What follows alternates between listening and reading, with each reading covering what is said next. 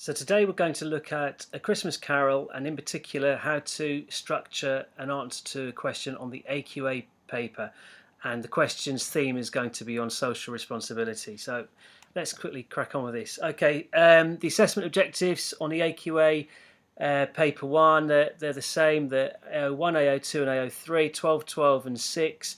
There's also AO4, which is 4 marks for SPAG, but that only applies to the Shakespeare question, not the Christmas Carol question on this paper. So AO1, AO2, AO3, you should be familiar with those by now, but they're on the screen there for you to pause and have a look at in greater detail. Okay, so what does the question look like? So this is an example question from the AQA paper where you've got an extract and you've got the question. The question underneath is, starting with this extract, how does Dickens present ideas about social responsibility? And if you look at the bit above the extract, it gives you the context for where this extract falls in the story. So it says, read the extract below from stave 1 and answer the question that follows. Here, Scrooge is talking with the charity workers who seek help for the poor. Okay, so the first thing you need to do is to read this writing in bold above the extract, as it will give you the context for the extracts within the novel. And then the second thing you need to do is to read the question, underlining or highlighting the keywords, and in this case that would be social responsibility, to ensure that every single thing you write references social responsibility in some way. Okay?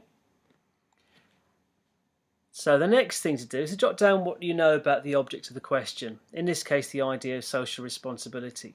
Now don't panic too much, because you will be so familiar with the plot, characters, themes, etc. by the time of the exam, you will be able to confidently answer any question that arises. Now, have that faith in yourself.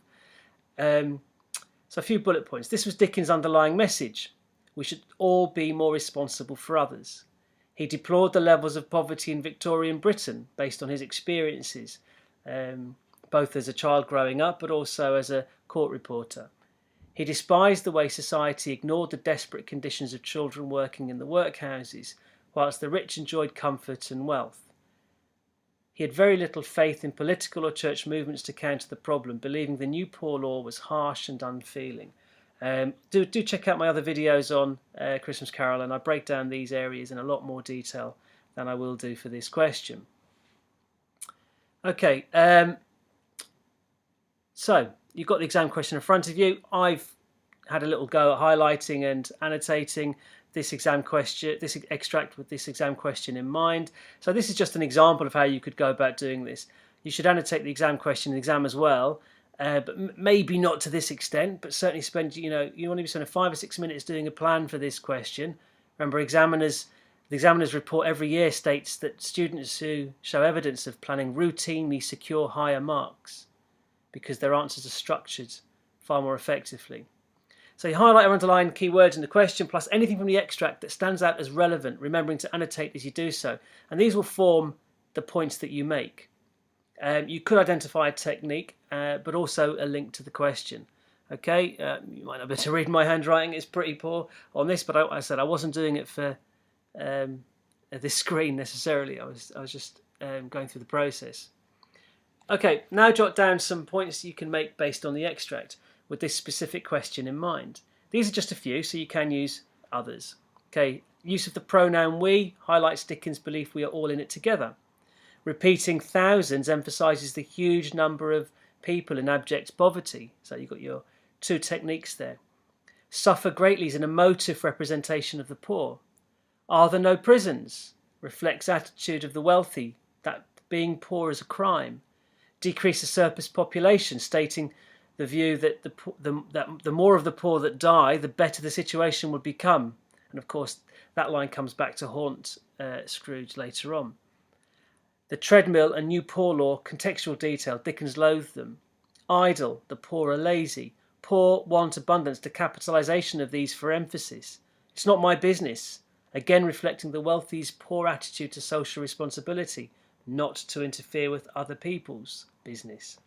Okay, there'll be plenty in this on this PowerPoint, on this video, so do pause, and if you can print out the PowerPoint, accompanying PowerPoint, then you can annotate on that as well, which might be more useful in fact. Okay, so I've isolated the question itself. Starting with this extract, how does Dickens present ideas about social responsibility? Write about how Dickens presents ideas about social responsibility in this extract and how Dickens presents ideas about social responsibility in the novel as a whole. But 2 bullet points, both equally weighted. So, social responsibility. This is the key element of the question. The examiner will be looking at how you apply your knowledge of the novella along with your analytical skills to this specific question. This means that in every paragraph you'll be referencing how the idea of social responsibility is presented.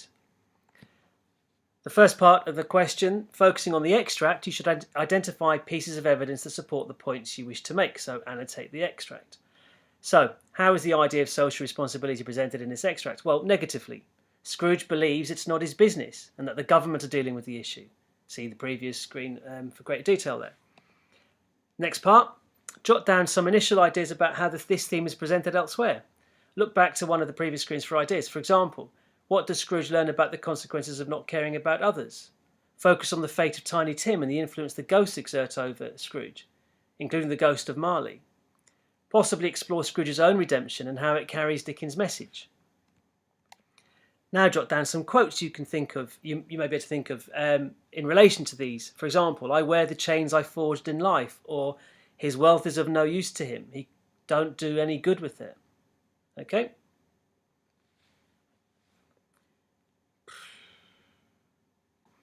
So there are 2 possible approaches you could take.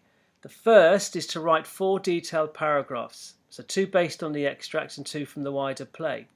Now I've chosen this way to answer this question.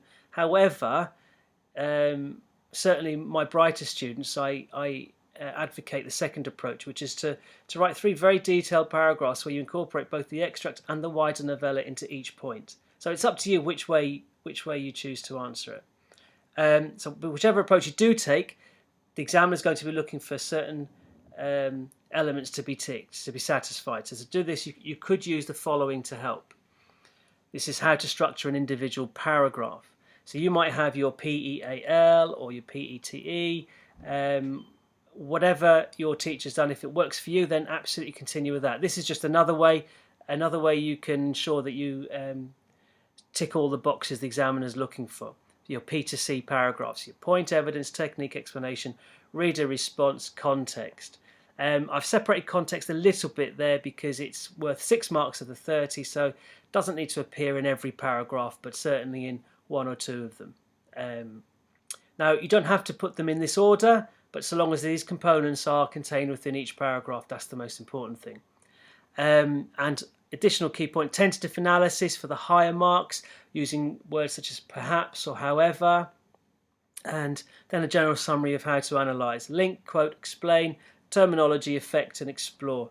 You can pause the screen and have a little read of those in more detail now.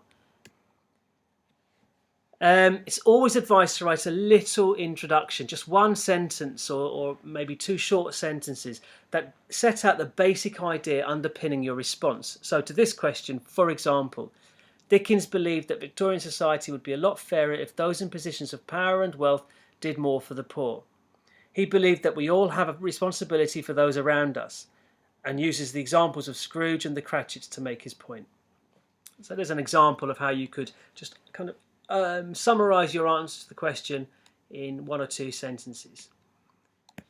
And then you go straight into your first point. So your first point could then look something like, in this extract we have 2 charitable gentlemen demonstrating a social conscience, visiting Scrooge to ask him for a donation towards helping the poor and destitute during this festive season.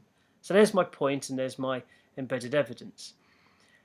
They are displaying the caring characteristics Dickens would like to see prevail throughout the upper classes of Victorian society, but as can be seen through Scrooge's response to them, they are sadly lacking.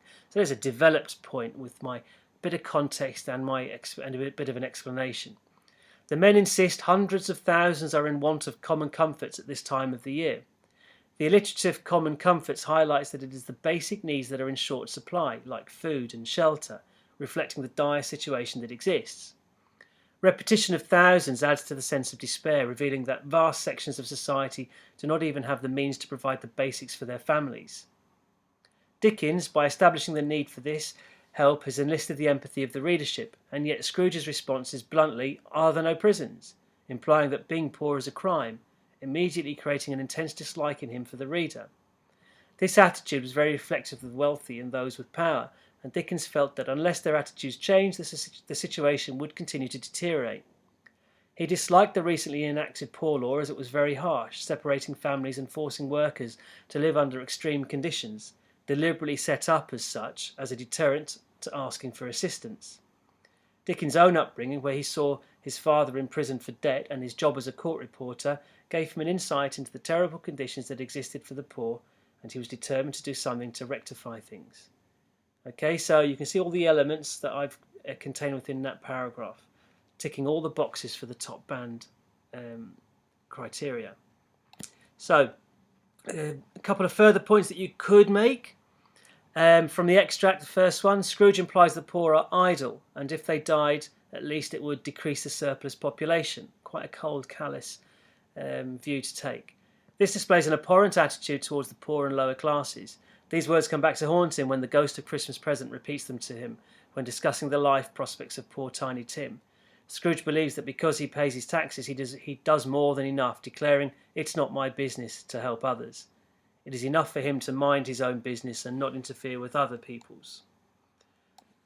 From the wider novella, Marley's ghost's influence over Scrooge, warning him to change his attitude towards helping others or end up like him.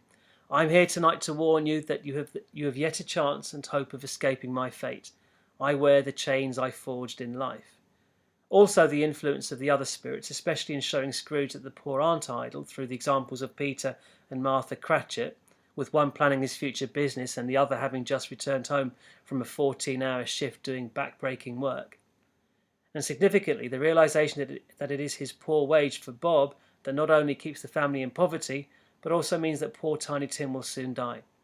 Include statistic here that at this time, mid-1850s, 1 in 5 children died before they reached the age of 5. And final point you could make, his redemption. Focus on Scrooge's redemption, highlighting that if Scrooge can change, anyone can. He laughed for the first time in years and it felt great, all because he started doing nice things for others. Money was no longer his selfish motivation, no longer his false god. He's seen the error of his ways. He is now happy. The Cratchits are no longer suffering in poverty and Tiny Tim does not die. This carries Dickens' key message that if we look out for each other, then we will all be far better off. Okay, that's plenty for this question. The trick now is to approach every question in a similar way. By way of revision, you could start annotating other extracts. If you do a quick Google search, you'll find plenty of exam-style questions to work with. Remember, if you're a premium member, you can submit an exam-style answer for me to mark and give feedback to. You can submit up to 10 exam-style answers. Right, well, good luck. Bye.